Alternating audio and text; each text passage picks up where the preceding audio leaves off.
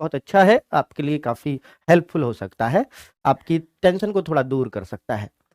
तो कितना हो रहा अटेम्प्ट और कितने चले तुक्के, ये भी बहुत जरूरी है इस बात से। और बच्चों इससे ना मैं आपको एक, अभी मैंने बोला ये मेमोरी बेस्ड है, अभी हमारे सामने कुछ भी नहीं है, हमने पेपर भी नहीं देखा है, सब कुछ आपके अकॉर्डिंग चल रहा है। तो अ, जो आपको नॉर्मलाइजेशन का भी आइडिया मैं दे दूंगा इसमें, जो बहुत ही हेल्पफुल रहेगा आप सब लोगों के लिए, कि भैया इस तरह से बच्चे इतना इतना नॉर्मलाइजेशन, या हार्ड शिफ्ट कौन सी थी, आसान कौन सी थी। तो ये मैंने जितने बच्चों का पेपर हुआ था कब तक, ये शायद हमने लिया है 24 जनवरी तक, 25 का नहीं है इसमें, क्योंकि 24 को ही वीडियो बनाई थी। तो 24 जनवरी तक का डेटा हमने इसमें ले लिया है बच्चों, ठीक है।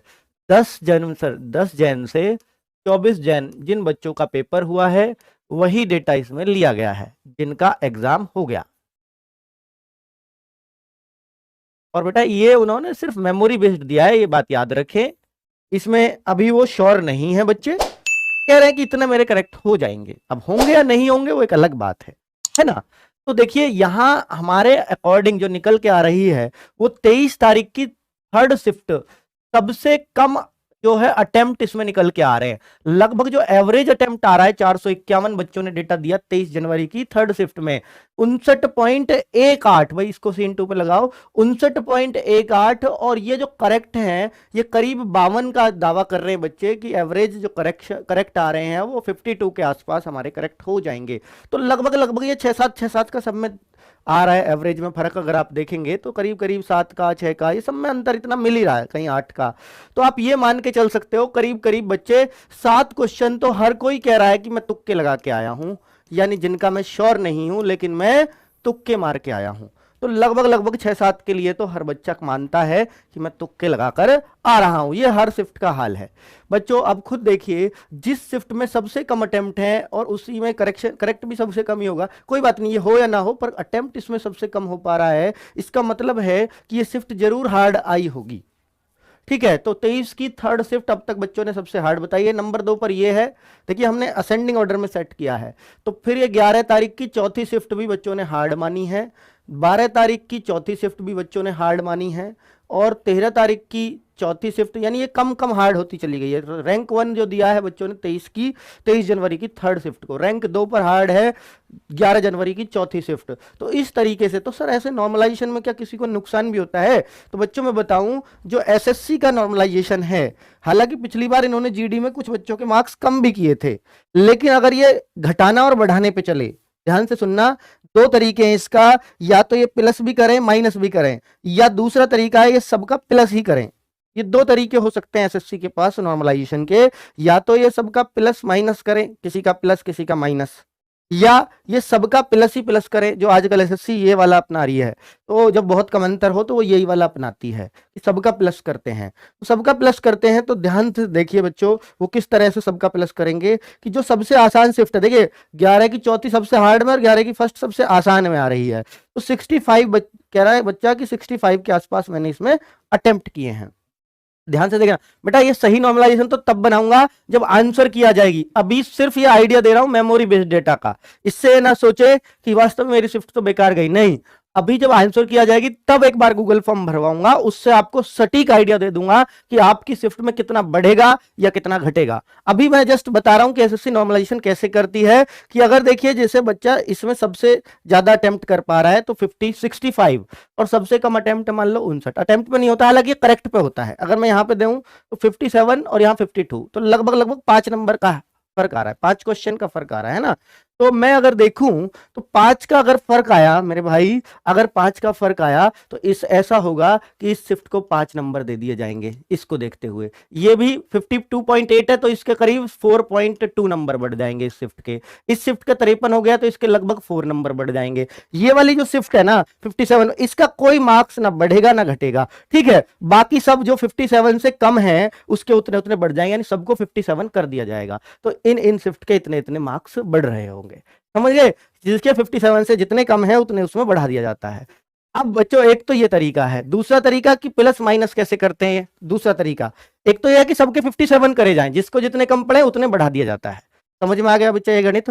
दूसरी बात है कि भैया जो ओवरऑल एवरेज क्या चल रहा है 54.3, अब जैसे जिन बच्चों के 54.3 से कम है उनके तो बढ़ेंगे, जैसे इनके कम है तो इसका 2.3 बढ़ जाएगा, इसका 2 पॉइंट समथिंग बढ़ेगा या 1 पॉइंट समथिंग बढ़ेगा, इनका भी 1.2 या 1.3 बढ़ जाएगा। लेकिन जिनके 54.3 से ज्यादा जा रहा है, जैसे यहां से 54.3 से ज्यादा यहां जा रहा है, तो इनके इतने कम हो जाएंगे, 0.5 कम होगा, इसका पॉइंट अगर आप देखेंगे तो इसका थोड़ा सा और ज्यादा कम होगा, यानी और इसका 54.6 है तो इसका और ज्यादा कम होगा। तो इस तरीके से चलता रहेगा, है ना।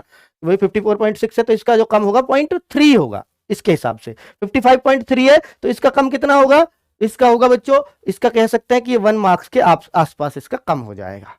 ठीक है, तो प्लस माइनस किया तो सारा खेल 3 या 4 नंबर का रहेगा, 3 नंबर का ये यहां दिखा रहा है कि 3 नंबर, किसी के प्लस, किसी के माइनस, किसी का 2, किसी का 1, किसी का आधा, इस तरीके से सारी चीजें आ जाएंगी। लेकिन अगर सबके में प्लस किया तो 5-5 क्वेश्चन तक आ सकता है। 5 क्वेश्चन मतलब 10 मार्क्स तक का, और यहाँ 1, 1.5, 2, 3, 3 नंबर का 3 क्वेश्चन का मतलब 6 मार्क्स तक प्लस माइनस हो सकते हैं। यहां पर ये आइडिया हमें हो जाता है। अपनी सिर्फ देख सकते हैं, पर बच्चों मैं बोल रहा हूं कि ये सिर्फ बच्चों की मेमोरी बेस्ड डेटा है, अभी कोई आंसर की नहीं आई है, पर मैंने आपको एक आइडिया दे दिया है मोटा मोटा सा। ऑलमोस्ट यही रहे या इससे बदले, वो सब तब पता चलेगा जब मैं आंसर की आने के बाद आपसे गूगल फॉर्म भरवाऊंगा। Exact idea, exact cut off, सब कुछ तभी बता पाऊंगा बच्चों। ठीक है, तो अगर देखें बच्चों कि एसएससी जीडी में डेटा अटेम्प्ट्स का मैं आपको दिखा रहा हूं कि बच्चा जो है कितने परसेंट बच्चे, देखिए 75 प्लस बच्चा, मतलब 80 में से 75 क्वेश्चन कितना बच्चा सही कर रहा है। तो जो मेल में 14,000 करीब बच्चों ने डेटा दिया है, तो वो 509 बच्चा ये कहता है मेल में कि भैया हमने 75 से ज्यादा अटेम्प्ट किया है। फीमेल में यही बच्चा कहती है कि भैया 28 फीमेल कहती हैं, यानी 2.15% फीमेल और 4% मेल, यानी जो बच्चे एग्जाम दे रहे हैं उनमें से 4% बच्चा 75 प्लस अटेम्प्ट करके आ रहा है, जो खतरनाक भी हो सकता है। तो जो बच्चे एग्जाम दे रहे हैं उनमें से 70 प्लस जो अटेम्प्ट करके आ रहा है वो 17.7%, ये भी इसी में ही आ गया, यानी 70 प्लस अटेम्प्ट करने वाले करीब 17.7% बच्चे हैं। और 65 प्लस अटेम्प्ट, मैं ये नहीं कह रहा सिलेक्ट होने वाले हैं, अटेम्प्ट करने वाले हैं। ये अटेम्प्ट वाला ज्यादा वाला नुकसान में रहता है, एक बच्चा तुक्का ही मार के आ रहा है 80, 75, वो भी आ रहा है इसमें। ठीक है, कि सारे ही तुक्के लगाए हों जिसने। तो 41% बच्चा 65 से ज्यादा अटेम्प्ट करके आ रहा है, और ये लड़कों का मेल का डेटा बता रहा हूं। और 60 प्लस जो अटेम्प्ट करके आ रहे हैं वो 65.4% है, और 55 से ज्यादा तो लगभग सब बच्चे अटेम्प्ट करके आ रहे हैं, यानी 82.17। 55 से कम वाले अटेम्प्ट इसमें आ जाएंगे, लगभग 18% बच्चा तो 55 भी अटेम्प्ट नहीं कर पा रहा है। तो बच्चों ये उस तरह का डेटा है। ठीक है, अगर फीमेल की बात करें तो 2% फीमेल ही 75 से ऊपर अटेम्प्ट कर रही हैं, 10% फीमेल करीब 70 से ज्यादा अटेम्प्ट कर रही हैं, और 28% फीमेल 65 से ज्यादा अटेम्प्ट कर रही हैं, 51% फीमेल 60 से ज्यादा अटेम्प्ट कर रही हैं, यानी आधी फीमेल्स तो 60 भी अटेम्प्ट नहीं कर पा रही हैं, 51 ही तो अटेम्प्ट कर रही है, टोटल इसमें ही आ रहा है, यानी टोटल 51% जो फीमेल्स हैं वो 60 प्लस अटेम्प्ट कर रही हैं। बाकी जो 49% के आसपास बच रही है वो 60 भी अटेम्प्ट नहीं कर रही हैं, और जो 55 प्लस अटेम्प्ट करके आ रही हैं फीमेल, वो लगभग 73-74% फीमेल्स हैं। और ये जो बच्चे डेटा दे रहे हैं ना, ये जागरूक बच्चा है ना, क्योंकि ये हर जगह वीडियो देख रहा है, क्या है क्या, तभी तो उसने हमें डेटा दिया। तो ये अच्छा ही बच्चा होगा मेरे ख्याल से, है ना। तो वरना तो जो तुक्के मार के आया है, जिसका पेपर खराब हो गया, वो क्यों किसी का गूगल फॉर्म भरने वाला है। अच्छे बच्चों की ये पोजीशन हो सकती है। तो आगे करेक्ट की बात करें, 75 प्लस, अब ये ना सोचे कि सर 10% बच्चा, जैसे यहाँ आया है कि 10% फीमेल्स 70 प्लस अटेम्प्ट कर रही है, तो ओवरऑल 53 लाख में से भी 10% ही कर रही होंगी। नहीं, मैंने बोला ना ये जागरूक बच्चा है, हो सकता है इनमें तुक्के वाले भी आ गई हों, पर ये यही बच्चा है जो हर जगह ढूंढता फिर रहा है आजकल वीडियोज को, जो इस वीडियो को भी देख रहा है और भी 10 जगह वीडियो देख रहा होगा, यही तो बच्चा है ना। चलिए, अगर मैं देखूं कि एसएससी जीडी का जो डेटा है, जो करेक्ट बच्चे ये दावा कर रहे हैं कि मेरे 75 प्लस करेक्ट हैं, ऐसे 0.1% बच्चा दावा कर रहा है कि मेरा 75 प्लस करेक्ट होंगे। अब मैं करेक्ट का डेटा बता रहा हूं, अटेम्प्ट का नहीं। 70 प्लस जो दावा कर रहा है बच्चा, वो 1.3% बच्चा ये कहता है, यानी 14,000 में से 166 ने यह दावा किया है कि मेरे 70 प्लस सही हैं, और 65 प्लस बच्चे 1103 बच्चों ने दावा ठोका है 14,000 में से, लगभग वो 8.72% हो गए। 1103 बच्चों ने दावा ठोका है कि मेरे 65 प्लस सही हैं, और 60 प्लस सही कहने वाले बच्चे 3806 हैं, और 55 प्लस सही कहने वाले बच्चे 7382 बच्चे हैं। ठीक है, अगर मैं देखूं तो फीमेल्स में से देखूंगा, ये टोटल फीमेल्स 4 फीमेल्स ही कह रही हैं, जितनी भी फीमेल्स थी उनमें से कि 75 प्लस मेरे सही है। और 12 फीमेल्स कहती हैं कि मेरे 70 प्लस सही है, यानी वो % आपको दिख ही रहा है।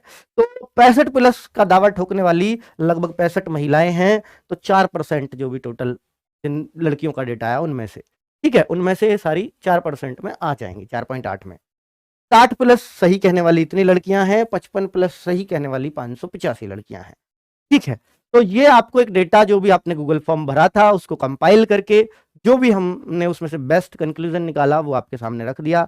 बाकी इसका कुछ अर्थ हो भी सकता है, कुछ नहीं भी हो सकता है।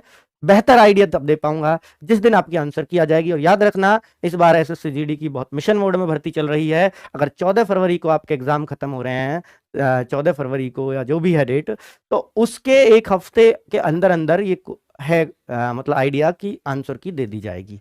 यानी उम्मीद है 20-22 फरवरी तक आपके आंसर किया जाए। उसके बाद हम एक बेहतर एनालिसिस ले पाएंगे बच्चों, और एक बेहतर कट ऑफ बता पाएंगे, और बता पाएंगे किस शिफ्ट को कितना नॉर्मलाइजेशन में फायदा नुकसान हुआ। ठीक है बच्चों, नमस्कार, धन्यवाद।